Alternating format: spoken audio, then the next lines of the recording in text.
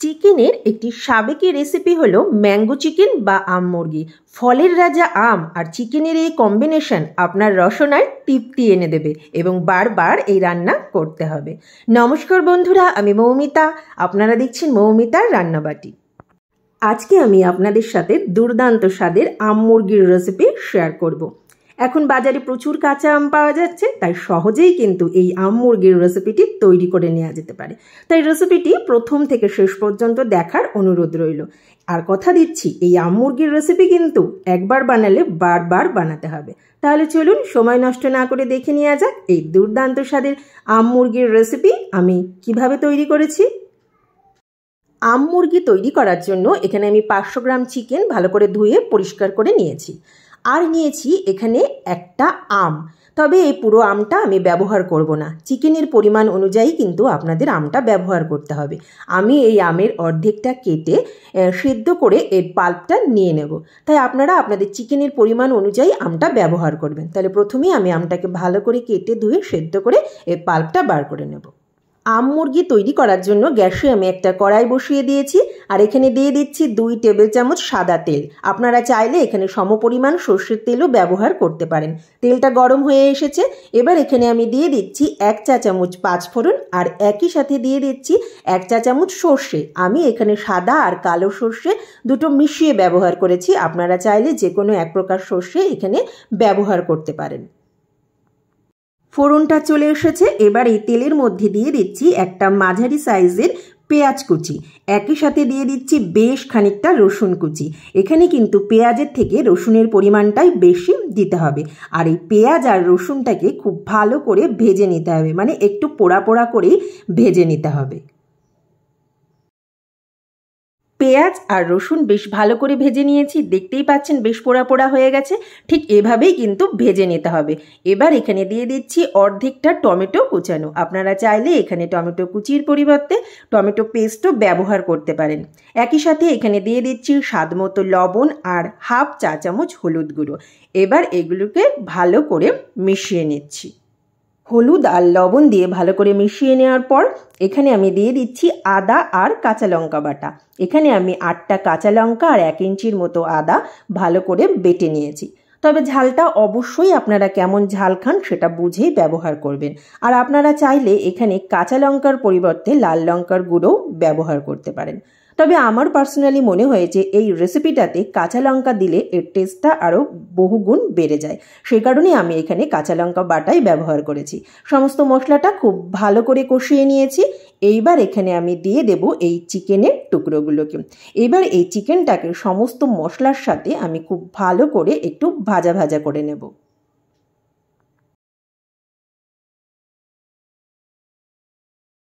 সমস্ত মশলার সাথে চিকেনটা 1 থেকে 2 মিনিট ভালো করে একটু ভাজা ভাজা করে নিয়েছি। এবার গ্যাসের ফ্লেম লোতে দিয়ে এই চিকেনটাকে ঢাকা দিয়ে 2-3 মিনিট রান্না করে নিতে হবে। 3 মিনিট পর আমি ঢাকনাটাকে খুলে নিলাম। এবার চিকেনটাকে আরেকটু ভালো করে নাড়াচাড়া করে দিতে হবে। গ্যাসের ফ্লেম কিন্তু একদম লোতেই করা আছে। এইভাবে মাঝে মাঝে ঢাকনা খুলে চিকেনটাকে নাড়াচাড়া করে আবার ঢাকা দিয়ে 2 থেকে 3 মিনিট রান্না করে নিতে হবে। তো সমস্ত রান্নাটাই কিন্তু এভাবেই করতে হবে। চিকেনটাকে খুব ভালো করে মিশিয়ে নিয়েছি, আবার এটাকে ঢাকা দিয়ে 2-3 মিনিট রান্না করে নেব। 2 থেকে 3 মিনিট পর আবার ঢাকনাটাকে খুলে নিচ্ছি। দেখতেই পাচ্ছেন বেশ খানিকটা জল বেরিয়েছে। এই চিকেনে কিন্তু আলাদা করে কোনো আর জলের ব্যবহার করব না। যদি প্রয়োজন হয় তাহলে একটু গরম জল দিয়ে দেব। এবার চিকেনের মধ্যে দিয়ে দিচ্ছি 1 চা চামচ জিরের গুঁড়ো। জিরের গুঁড়োটা দিয়েও চিকেনটাকে খুব ভালো করে মিশিয়ে নিতে হবে। আরও 1 থেকে 2 মিনিট ভালো করে একটু নাড়াচাড়া করে মিশিয়ে নিলাম। এবার এটাকে ঢাকা দিয়ে 4 থেকে 5 মিনিট রান্না করে নেব। 5 মিনিট পর ঢাকনাটা খুলে নিলাম। দেখুন বেশ খানিকটা জল বেরিয়ে গেছে। ঢাকা চাপা দিয়ে আর লো ফ্লেমে রান্না করার জন্যই কিন্তু চিকেন থেকে এতটা পরিমাণ জল বেরোচ্ছে। তাই এখানে আলাদা করে জল দেওয়ার আর কোনো প্রয়োজন নেই।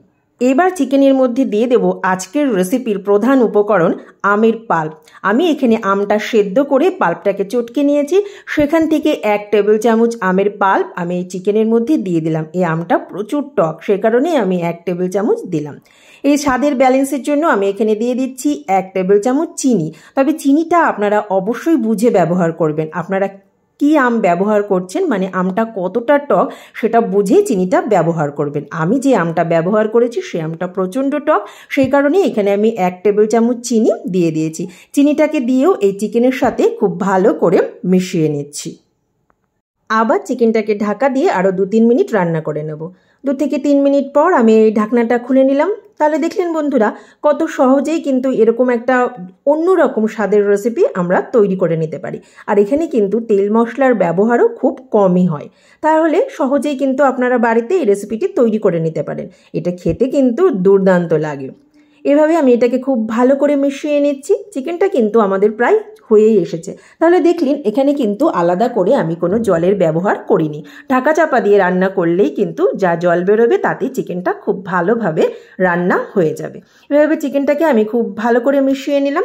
এইবার এখানে আমি দিয়ে দিচ্ছি কয়েকটা চেরা কাঁচা পাকা লঙ্কা।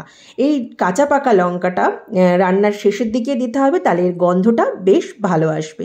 এই লঙ্কাটাকে দিয়েও আমি এটাকে একটু ভালোভাবে নাড়াচাড়া করে মিশিয়ে নিচ্ছি। এবার এটাকে ঢাকা দিয়ে আমি আরও 3 থেকে 4 মিনিট রান্না করে নেব। প্রায় 4 মিনিট পর আমি ঢাকনাটাকে খুলে নিলাম। ম্যাঙ্গো চিকেন বা আম মুরগি কিন্তু একদম তৈরি। এবার এখানে আমি দিয়ে দিচ্ছি 1/2 চা চামচ গরম মশলার গুঁড়ো। গরম মশলার গুঁড়ো দিয়েও চিকেনের সাথে খুব ভালো করে মিশিয়ে নিচ্ছি।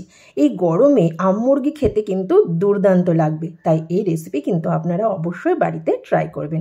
গরম গরম ভাত, ফ্রাইড রাইস, পোলাওর সাথে যেমন ভালো লাগবে, রুটি বা লুচির সাথেও কিন্তু দারুণ যাবে।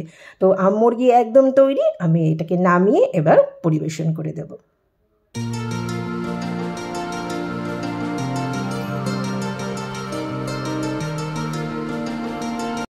আম মুরগির রেসিপি যদি আপনাদের ভালো লেগে থাকে তাহলে লাইক, কমেন্ট, শেয়ার ও চ্যানেলটি সাবস্ক্রাইব করে আমার পাশে থাকার অনুরোধ রইল।